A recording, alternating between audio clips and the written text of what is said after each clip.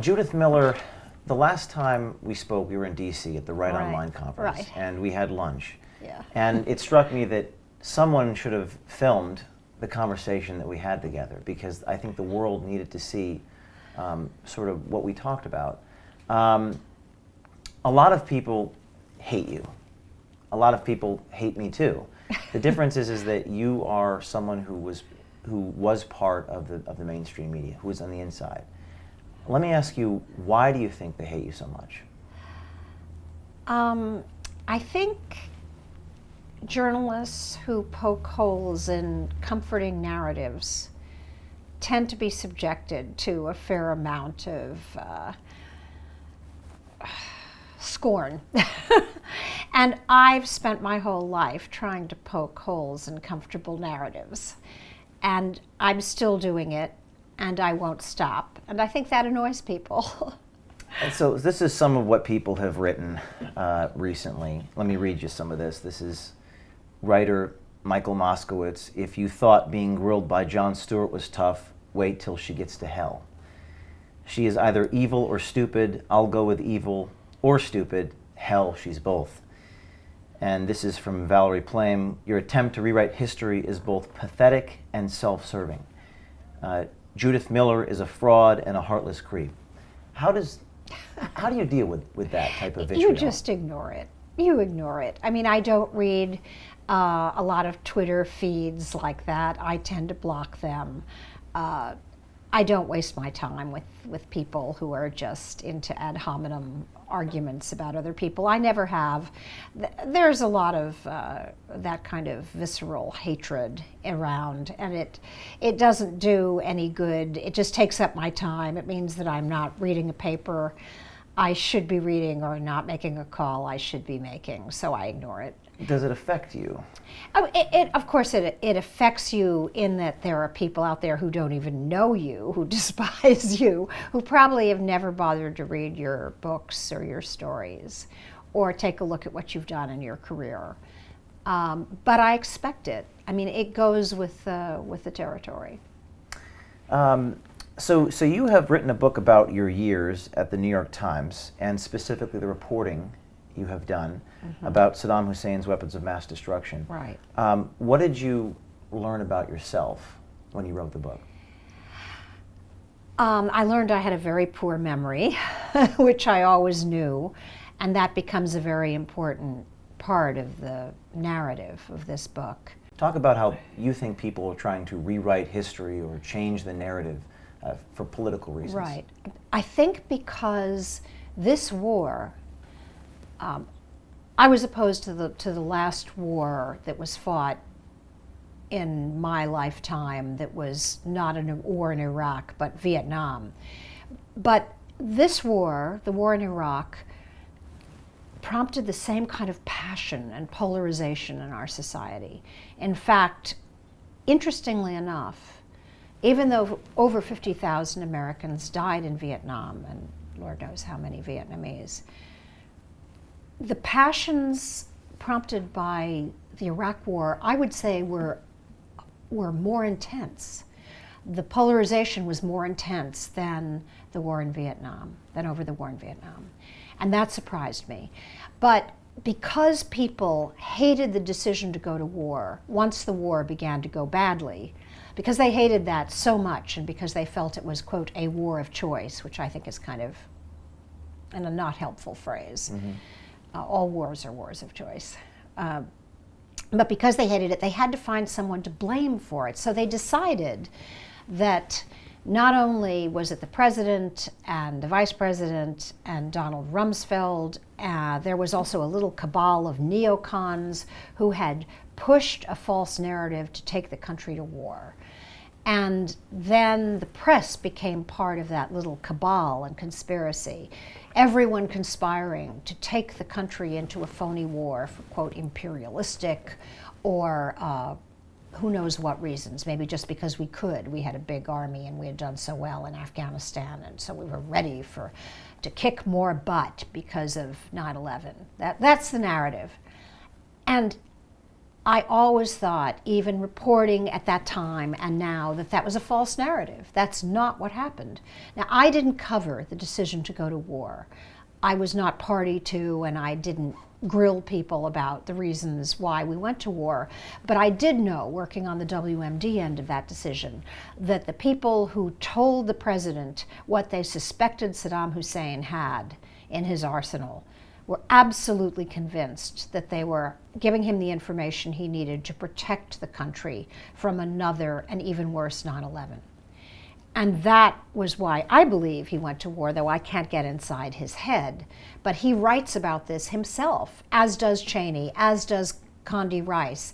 Almost everyone involved in that war has written about their reasons and why they did it. And yet this is completely disregarded by historians, by the media, by anti-war critics. So I felt that this far away from that event, over 10 years, it was time to really revisit the narrative and at least contribute what I could to helping understand how the intelligence community got it wrong, why they got it wrong, why I got it wrong because they got it wrong, or they got it wrong and I got it wrong.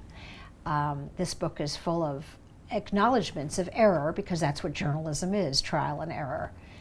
And I wanted to set that narrative straight. I wanted to correct it. And I thought 10 years after the event, we would be able to do that. But apparently not. So then changing the narrative is not working out so well. Not working out so well. No. I mean, a lot of what you're reading to me reflects people who've never met me, have probably not read a lot of my stories, but I think what they believe is what they've read on blogs and,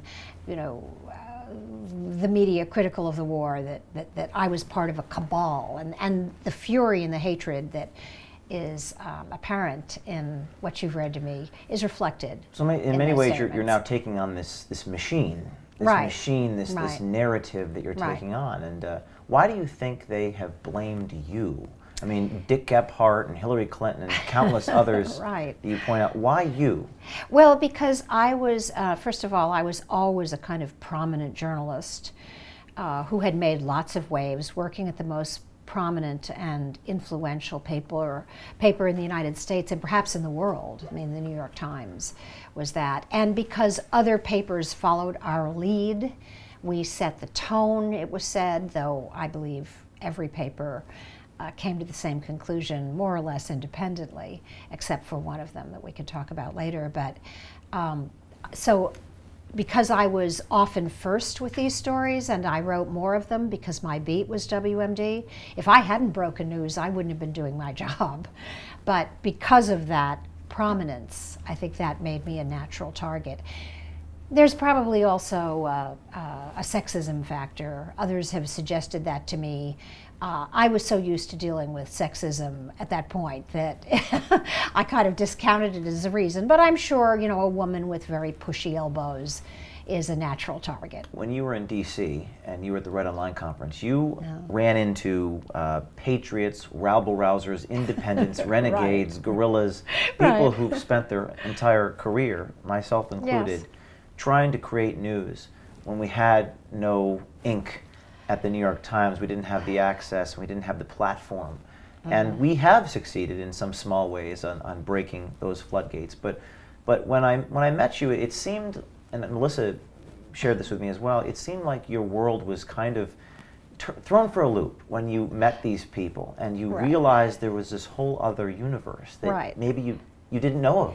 Why were you thrown for such a loop? Well, because I hadn't had a lot of exposure, even after I left the Times, to people like you, James, who, against all of the odds, were able to, through sheer reporting and persistence and creativity, were able to create news that the mainstream media had to pay attention to. You've never known about that before? No, I had no idea. It was one reason I wanted to go to the Right Online conference.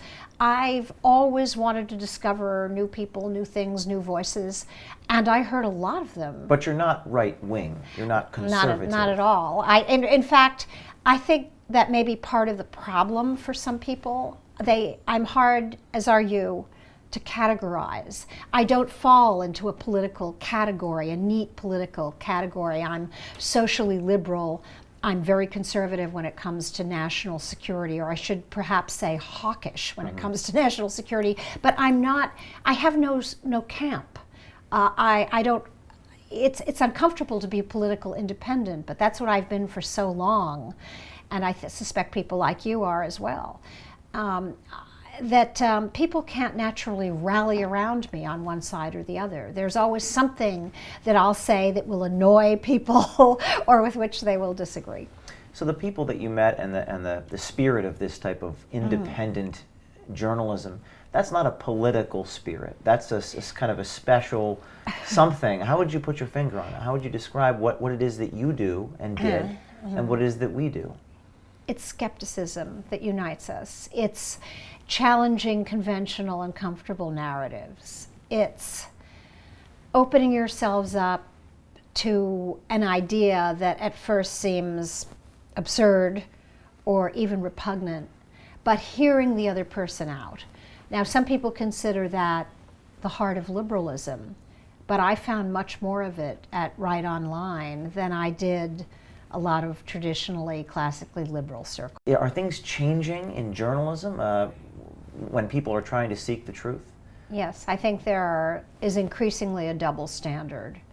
I mean, when I look at what's happened with Clinton Cash, and it's true, there is no evidence that any of the decisions that Hillary Clinton made or that the State Department made at this point were influenced by donations to the foundation or the $500,000 in speeches that Bill Clinton gave at the time that she was Secretary of State.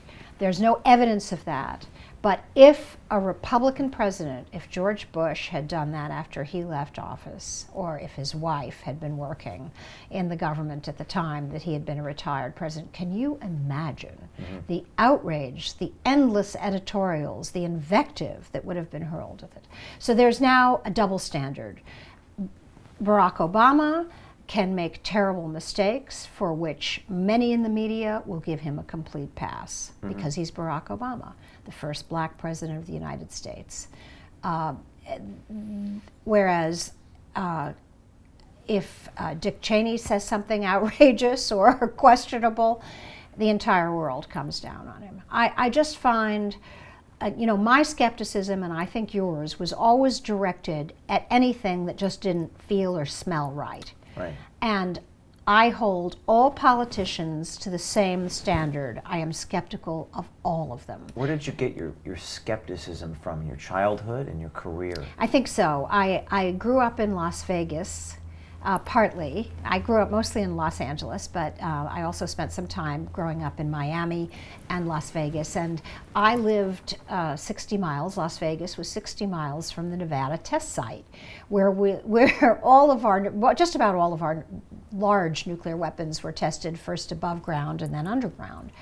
And for years and years, long after I left Vegas, we were told that those tests were perfectly safe and that we had not been exposed to anything. And yet there were all kinds of indications at the very beginning. Sheep were dying in St. George, Utah, just across the border. People were getting ill. Cancer rates of certain kinds of cancer were on the rise. It took years to determine that, in fact, the Atomic Energy Commission knew all about this, knew it was unsafe, and did it anyway for national security. It was that initial experience, remembering having seen a bomb go off from a safe distance, 60 miles, and having witnessed what was going on around me, that I realized you couldn't trust the government. The government lies, the government spins, the government tries to do what the government wants to do, and citizens had to have a layer of protection. And that stuck with you all your life, that skepticism? Yes. I think it was reversed a little as I became familiar with what the government was doing that the public wasn't aware of to protect America and Americans. Once I discovered the rest of the world and understood that the Soviet Union had signed a biological weapons treaty that said it would not turn germs into weapons. It was one of the first signatures after the United States, and that treaty had been proposed by Richard Nixon, of all people. But after the Soviet Union signed it, there had been a debate within the intelligence community about whether or not they were violating the treaty. I helped disclose and shed light on what became the world's largest, ugliest, most illegal biological weapons program in the former Soviet Union. I visited all of these facilities, interviewed scientists who'd been involved in the program, showed that it had at least 60,000 people working for it in dozens of facilities all over the Soviet Union. Now, we might have skirted the treaty in a case or two, but the United States did not violate the treaty that it signed in the way that the Soviet Union did. And then I began to become familiar with what the CIA was doing to find out about these programs, not only in the Soviet Union, but in North Korea, in Iran, in Iraq, all over the world, the rogue states that were committed to them and committed to violating the treaties. And I began to have a bit more faith in the government's ability to do sometimes difficult things in the name of protecting Americans. You have traveled across the world. You talk about being in the desert in Iraq and losing 20 pounds and waking up in a hotel room and the room next to you is blown up with a missile and you have to run your hand across the bed sheet to make sure there's no broken glass. You as a journalist and as a foreign correspondent have been through incredible experiences, and the way you write about them, it's almost in passing. It almost is not much to you, whereas most journalists don't even leave their cubicles. In fact, in Times Square, there's a billboard of Vice Media, and it says, "We go there." And I thought to myself, well, that's a very interesting, unique selling proposition for media companies. They actually go to the location they're reporting on. Right. But the journalism community doesn't really go there that much. You've been everywhere. Right. And you have risked your life. And the people that work with Veritas have risked your life. So what has happened to the state of journalism? Oh, it's really declined as the financial pressures have grown on the mainstream media, on the broadcast media. The first thing we saw was, as cost-cutting measures, the major networks cut back almost every bureau overseas. So it's an economics pressure. Partly an economics pressure, largely economics was the excuse they gave for getting rid of fat reporting capability. And they also discovered, they wanted to do this, I think, because especially in broadcast, they discovered that, in the words of one inimitable producer, foreign policy is ratings loser. It doesn't attract audience, and it's much better to put on, if you're going to do a nice foreign story, let's do one on the new name of the princess that the English prince and princess have had. I mean, it's happy, fluffy, nice news. What about the stuff that Vice does, or 60 Minutes does, or even Veritas? These are companies that do make get funds to do these. Is it television versus the print reporting, or what is the distinction? Well, I think you guys have become, Vice, BuzzFeed, that are now going into broadcast in a big way and are going to these places in a major way. You're replacing the networks. And what is it that they don't have? They're not willing to make a commitment to news. They're not willing to use it anymore. Because of economics and because economics and audience. And BuzzFeed, Veritas, Vice doesn't care. It thinks that there's enough interest out there and that this is important enough that it's worth doing. And when I was in the Ukraine last year, in Kiev, and was deciding to write yet again about the Russian aggression towards the Ukraine, the only people who had more than one correspondent there to cover what I consider one of the most important foreign stories in the world were Vice and BuzzFeed, and I think the Wall Street Journal had a stringer, and there was I think one correspondent from the Times who came for a day. And what's going to happen next? Are there going to be 24 different media companies, or are those particular companies going to become monopolies in and of themselves? I don't think we know yet. I hope not. I hope there's always a lot of competition, because that's what keeps us honest, right? Or less dishonest. But I think that the same thing has happened to print, though obviously the resources are smaller. The New York Times has not, by the way, abandoned its commitment to foreign news, and it's one of the things I applaud them for. The Washington Post has closed its bureaus, the LA Times has closed its bureaus, but the New York Times still has as many foreign bureaus as it did before. And I think the great strength of the paper, and speaking as a foreign correspondent, this may be self-serving, or a former foreign correspondent full-time, is it's one of the strengths of that paper. And you said that you, I think, was it for a dozen stories, the New York Times spent what, $2 million or something About like $2 million. There were 5 of us, and I alone went overseas 5 times, and 3 of the stories didn't pan out. 3 of those trips didn't pan out the way we thought they would, but in the end, we produced a series that warned Americans about Al-Qaeda and about Osama bin Laden 9 months before 9/11. That series of articles, for which I shared the Pulitzer, is really, I think, one of my proudest accomplishments. And it was given to us, it wasn't given to us by anybody. We just kept working and working and working at it, trying to understand this group and its dynamics. But it was helped by the same people who gave me and the Times the information about WMD in Iraq. So these other journalists, in Breakthrough, I write that I speculate that some of the reasons they don't speak truth to power is maybe fear, or shared politics, or ambition. Do you think that's accurate, in addition to some of the other pressures these companies are facing? I think that's probably a factor. It really varies journalist to journalist and paper to paper.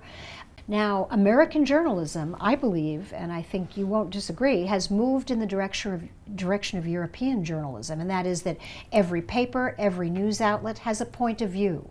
And it's all right to express that point of view not only on your editorial page, but in the news that you cover. Now, I'm still not comfortable with that decision. I think I like to strive for objectivity. And I think what's happened at the New York Times is that the opinions of the editorial board have now dripped and drifted into the news section, and that does not serve our readers well. And it's getting worse. It's getting much worse, and it's getting much more obvious, not only in the selection of stories, which perhaps is understandable, but in which the way stories are covered. When you see the White House Correspondents' Dinner and journalists swirling champagne on the red carpet with celebrities, what is your reaction to that? Well, I may be kinder to some of my colleagues than you are in this respect. Had I been able to go, and I wasn't able to go because I had to be on TV that day, I would have used it as an opportunity to get to know senior people who wouldn't see me, or didn't want to see me, or wouldn't answer a tough question. I would have used it as a reporting opportunity. That's right. The way I did jail. Jail was a reporting assignment. But there is something that is unseemly about yucking it up with the president and his entourage as Baltimore is burning. And I understand why people were put off by that. I understand that reaction. You and I share something in common. We're both journalists that have been to jail. Now, right. People think of you as a journalist. People think of me as a non-journalist. So your jail time received, at the time, accolades. You were honored.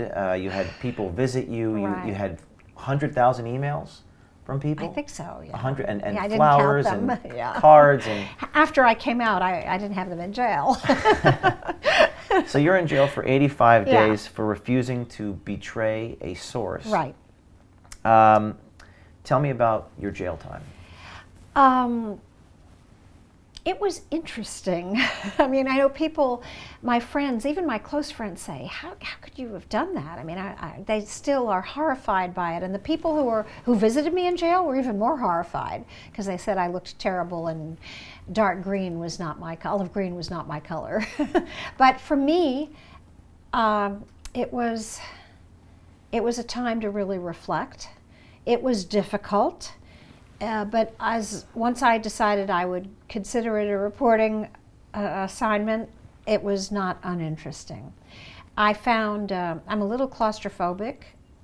as a result of jail, I'm more claustrophobic. I don't know how you Did reacted you have to it, a but PTSD after jail where you couldn't watch Law and Order or something like that? you know, because I had my huge fight with the Times right after I left jail, I'm not sure whether it was the fight with the Times or jail that was the more difficult of the two experiences, but combined, plus the whole WMD controversy, I was really shaken for the first time. I had a hard time kind of focusing on my work. You talked about the loss of control, Right. In jail. Yeah. What struck me is that they own you. They own you. And at time it becomes an issue. Talk about the psychological aspect. Watch, okay? I wear it all the time. I wear it in bed. I didn't do that before I went to jail. I wore it occasionally. But not being able to wear it, not being able to know whether it's really morning or night, or other than the time that the jail told you it was. Because in my area it was impossible to see a clock. You worked according to their schedule. You slept and ate according to their schedule. They decided everything for you, whether or not you could have 2 aspirin if you had a headache. And it was so bureaucratic. I don't know if you had this experience, but occasionally when I would get a headache and I'd want 2 aspirin, by the time I filled out the forms, if they had the forms that you needed to fill out to get the aspirin, the headache was long gone. But not being able to control basic aspects of your life that is part of being a human being, that's the most, to me, degrading, humiliating part of the experience, being treated like a child. And did you think of yourself as a martyr? Did it strike you the gravity of what you were doing, or was it almost beside the point? You were standing on principle. Tell me about what was going through your heart and mind when you were jailed. I knew it was very important. I knew that I had to stick to my position. I also knew that I couldn't be rigid. I mean, that I had to be reasonable. But I had no doubt at any point that the stand I was taking was a stand on principle, and therefore I didn't really have a lot of second thoughts about it. And also, I was well received in jail because, as one of them said to me, I wasn't a snitch, right? I didn't betray my sources.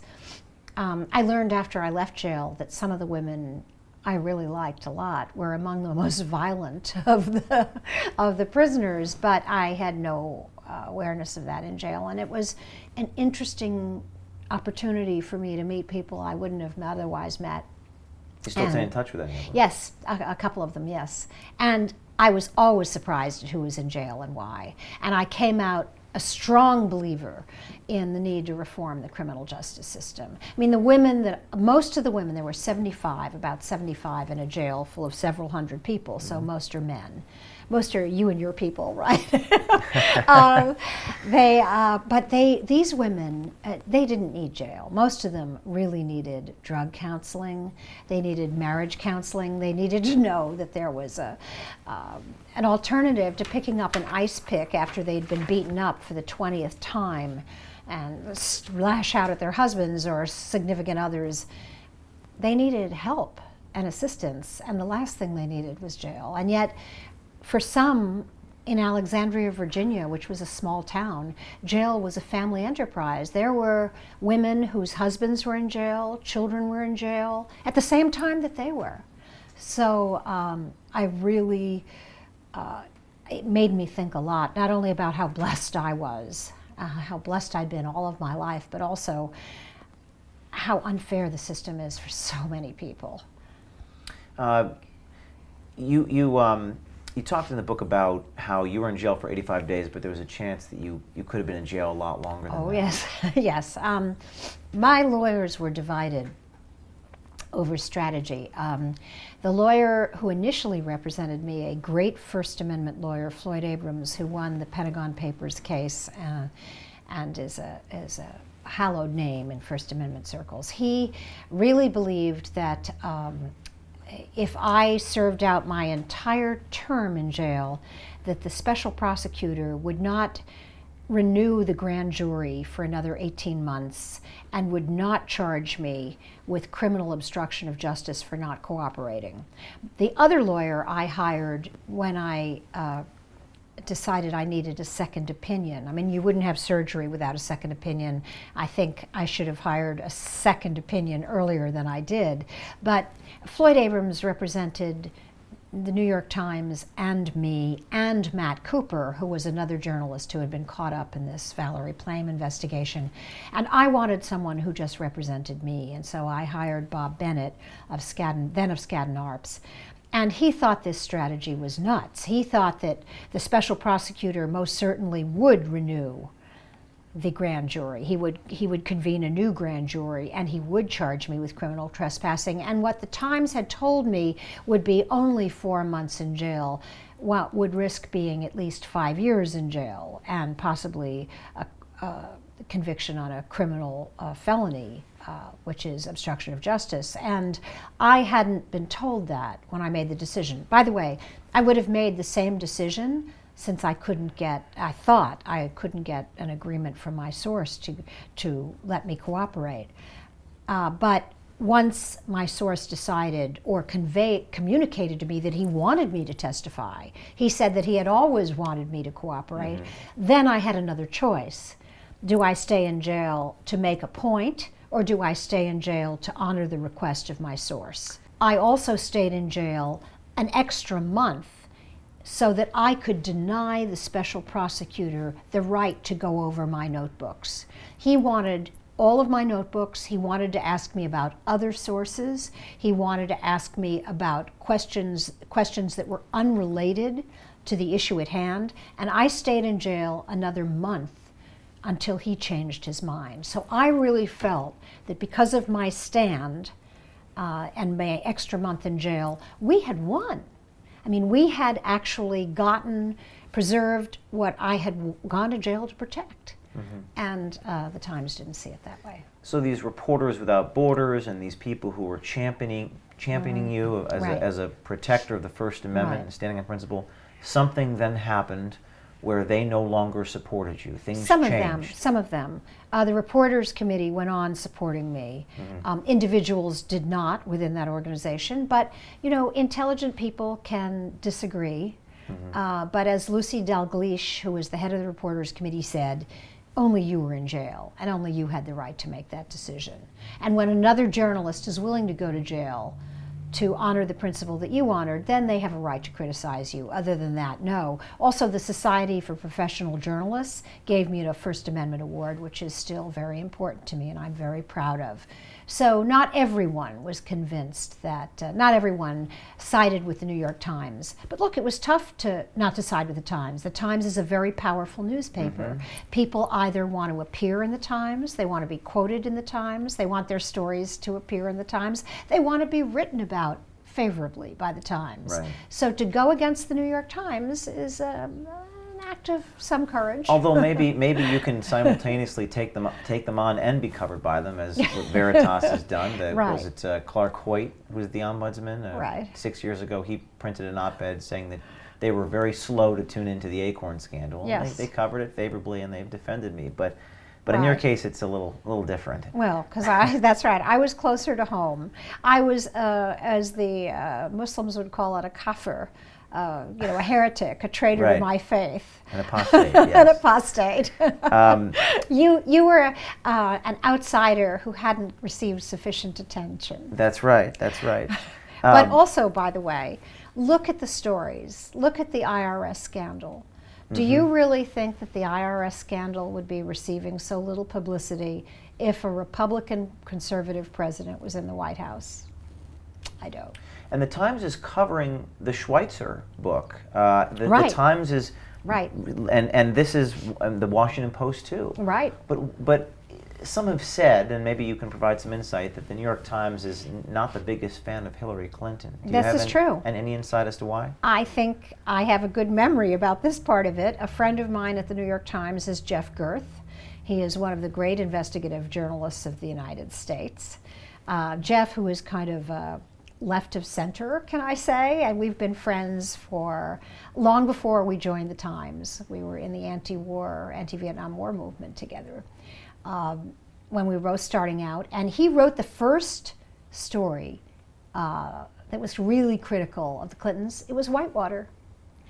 And he did not pursue it after that because he decided that the Clintons answered the questions that he was concerned about. But he never stopped being critical of them. And in his own book, which he wrote many years later with another colleague former colleague from the Times, he was also critical of her. So it's, from the beginning, the Times took a critical attitude towards the Clintons, and they never forgot it. So it's not because they're from Arkansas or No. or the Times is in Manhattan, and there's some it's that's the reason. I think it was because of Whitewater. And do you think there's a different candidate that they might support based on your sources, or they're I think that there is, without a doubt, they will support Hillary Clinton, as we are sitting once they here. get beyond the primaries. Once they get beyond the primaries, Into the generals. right? Right. There is no doubt in my mind they will support Hillary Clinton, no matter who wins the Republican nomination. People have accused you of being kind of like a stenographer, which I've actually accused them of being stenographers. Yes. There's investigative reporting, there's stenography, and then there's advocacy journalism. And I tend to believe that a lot of people on TV are advocacy journalists. When Wolf Blitzer thanks a congressman for his service in Baltimore, I think that's advocacy journalism. Yes. But when Christiane Amanpour calls terrorists activists after they've just blown something up, I think that's advocacy journalism. Right. So, but that seems to be a common thread in some of the criticisms. Is that you're a stenographer? I mean, what do you make of that discussion? That comes closest to making me angry because I did not sit around writing down the words of the rich and powerful in our country. I went out day after day trying to break news about intelligence that people could go to jail for telling me. And I never met George Bush. To this day, I haven't met George Bush. I didn't meet Dick Cheney until years after he was out of office and I had left the Times. I talked to the men and women who were responsible for investigating the same thing I was investigating, only they were doing it for the intelligence community. And I had developed sources who were not high up, who were in the bowels of the bureaucracy, who were responsible for intelligence estimates. And it was hard work. It's the opposite of stenography. And I was always skeptical, and I was always driving them crazy. A couple of people who wrote letters in my defense actually said that I had been such a nudge that I would drive people crazy, and I've always considered that a compliment. And these sources were not manipulating you, as you've written. They weren't manipulating, and they weren't pushing you into war. There was some other reason that they were wrong. Yeah, and we know about why they were wrong based on the work of the Senate Select Committee on Intelligence, which did an exhaustive bipartisan report, based on the work of Rob Silverman, a bipartisan commission, and the work of Charles Delfer, the Iraq Survey Group, who looked at WMD and what was there and wasn't there and what remains to be determined. And all of those exhaustive studies concluded, one, that analysts were not pressured on WMD. Now, they may have felt pressure in other areas, but not on WMD. That the country wasn't lied into a war, that nobody lied, that they simply got it wrong because they were guilty of something that perhaps is worse, which is bad tradecraft. In other words, they, having covered Iraq and Saddam for so long, and I, having covered Iraq and Saddam and his atrocities for so long, could not believe that he would keep sanctions on for all of those years unless he was hiding something. It seemed counterintuitive to me that if he had really destroyed his weapons and his arsenals and his capability, he wouldn't immediately prove it so that he could get the sanctions removed. It did not occur to us, and it did not occur to the people responsible for doing the estimates, that he might be lying about what he had because he was more afraid of Israel and Iran than he was the UN, that he had figured out a way around the sanctions that was good enough for him. And this is a tradecraft error. This is a failure to consider your operating premise and your thesis. It's very serious. And as a result, today, the intelligence community does a lot of what they call B-teaming, A-team, B-teams, people who argue the opposites and see where the evidence lies. But getting it wrong is a serious, serious thing in the intelligence community. It partly took us to war. And yet, have we seen the kind of attention to that problem that exists to this day? No.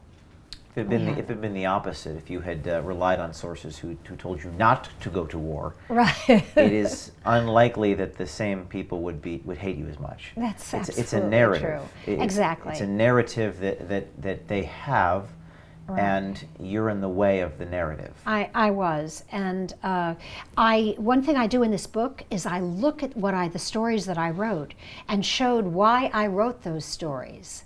I wanted people to understand how they were put together, why I believed that Iraq might be hiding smallpox. And no one called me into an office and said, this is what you're going to write, which is stenography, or here's the story. I developed that story at a scientific conference in Lyon, France. I flew to Moscow to try and find the scientist who was suspected of having carried the smallpox virus to Iraq. I went to Geneva to interview WHO sources about the number of trips to Iraq, who had gone where, when, and why. I had spent hours in archives. I had made countless calls. I wrote a story on the inside of the paper that did not say that Saddam was hiding smallpox, but that the CIA was investigating information that was leading them to believe that he might be hiding smallpox. And for that, people like Jay Rosen criticized me as being a stenographer. And not only didn't they read the stories I wrote, they did not read the book they claimed to be criticizing. They couldn't have, without commenting on whether or not what I wrote changed their view about how this kind of investigative journalism is done. Do you think they'll ever give a Pulitzer Prize to someone who is not part of the New York Times et al.? Oh yes, there are now papers that are beginning to get recognition. I think this will change. I think one day some of the work you're doing is going to be even more widely acknowledged. You know, your acorn study, your acorn technique, it was very controversial at the time, but you didn't violate the law as people accused you of doing.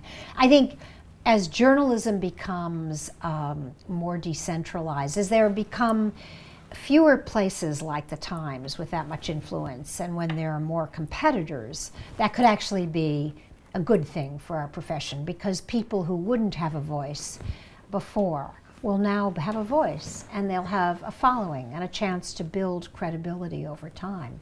You'll make your mistakes. We all make mistakes, but you'll also get credit for work which is too often ignored. I mean, some of these controversies stem from your notebooks, from your sources. Right. In our case, we use video. Right. And if I don't release the video, people don't believe it. And some of the biggest controversies has come from me not releasing or refusing to release a full, unedited, so to speak, unedited material. Why did you take that position? Well, we've released some of the material, but in some cases, because they would, when we released the full raw, they'd go through and find one little thing and extrapolate that to say that we somehow spun the story. So that's one of the controversies that we face. Do you think there's a difference in presenting a story that's video-based versus some of the written-based reporting that you've done? Yeah, video is more powerful. TV is more powerful. The images are stronger. They leave a greater impression. You know, the government officials whom we heard say things, you can hear tone, you can hear voice. You see what the person's saying. You see the wink and the nod that may not come through in the written version of it. Do you think that TV stations or people who do the type of things that we do need to release are raw because it's video? I think you have a right to your edited product. You did it. It's your product. Just as the New York Times would not release the unedited versions of stories, I don't see why you should be called upon to do that. Once you establish yourself as the producer of product, you should control that product. And you should control it from the notebook or the video camera straight through to what you present to the public. One of the big fights, and it's been a fight in Congress over the last few years, is journalists and which rights they have. Right. Now, I think one of the biggest discussions is who is a journalist and who is not a journalist. How do you define journalist?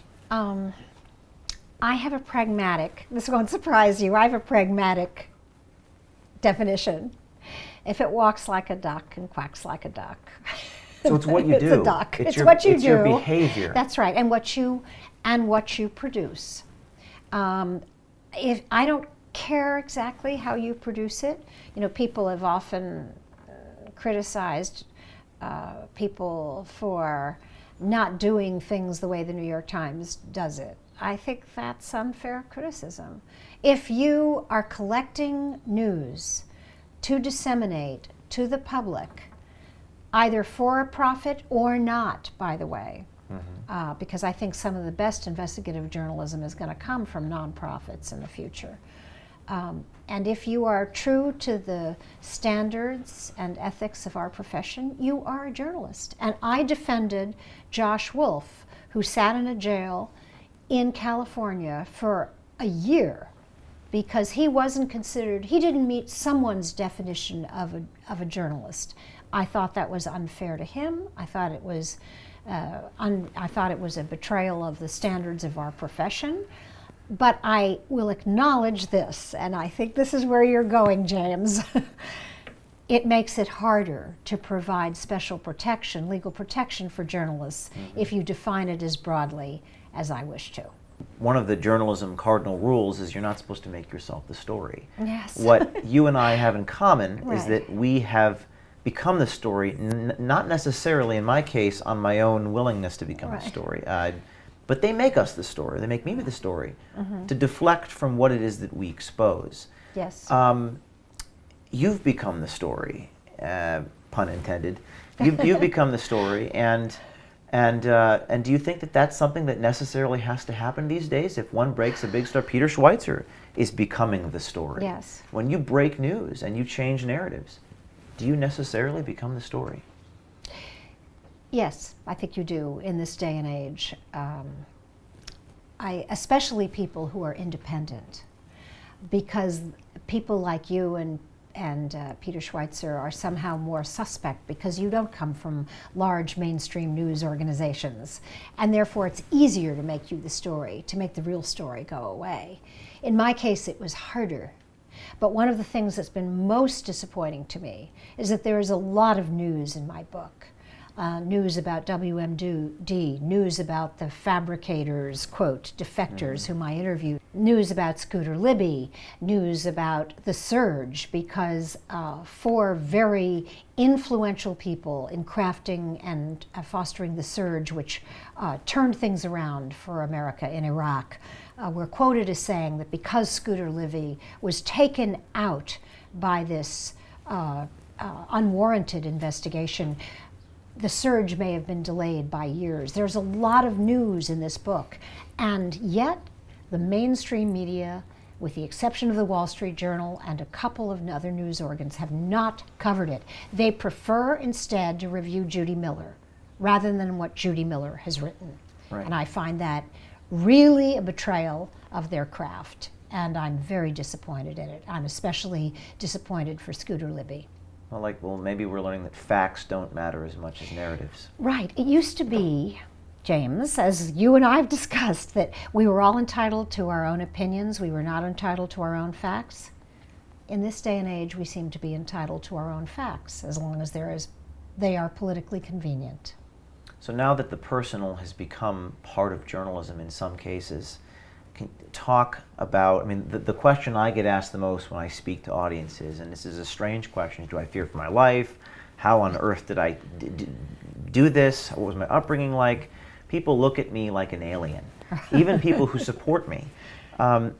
Just talk, I guess, lastly about the effect on you personally as a reporter, as a consequence of these media machinations.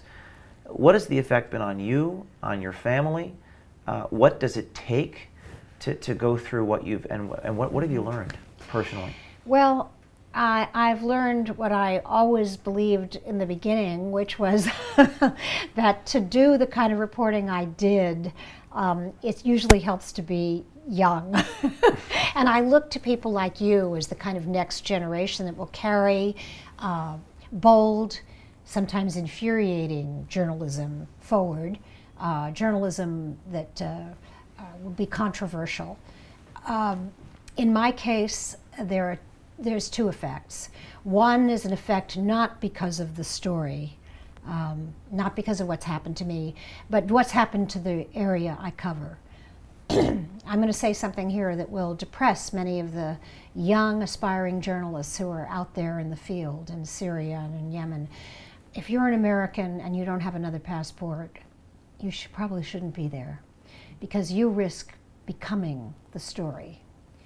And the world in which they're working today, the world they're covering, is much more barbaric. It's much harsher than the world in which I worked, where the worst that would happen to you is that you might be killed, but you would be kidnapped. And they didn't kidnap women, an advantage of being a woman. Today, they'd rather slit your throat than use you as a messenger for their message. They have ways of getting their message out. They don't need us anymore. So if you're out there, you shouldn't be. And in many of these places where I see reporters, young reporters working, and I worry about them all without ever having met most of them, almost every day. Who's next? So partly, I think my reporting world has been constrained by what's happened to the region. This barbarism that's descended upon this region, this black era that we're in. But secondly, I think I was prepared for controversy. I think what disappoints me about the reception of the story is that there hasn't been more of it, is that more people aren't arguing about some of the arguments I've made. Argument is good, discussion is good, heated debate is what we're all about. And being ignored in some ways is much more insulting than having people angered at you. So I think I intend to go on operating within the constraints of independent life. I will never abandon journalism entirely. It's what I am. It's, well, I'm sure what you do, why you do what you do. It's like saying, am I going to have brown eyes or blue eyes? You know, you can't control it. You're either skeptical and want to write and want to report, or you don't. But I'm also recognizing that the world in which we operate is so different that the outcome of what we do is likely to be different as well. Judith Miller, thanks for doing an interview with Project Veritas. Thank you. It's my pleasure to have a discussion like this in depth.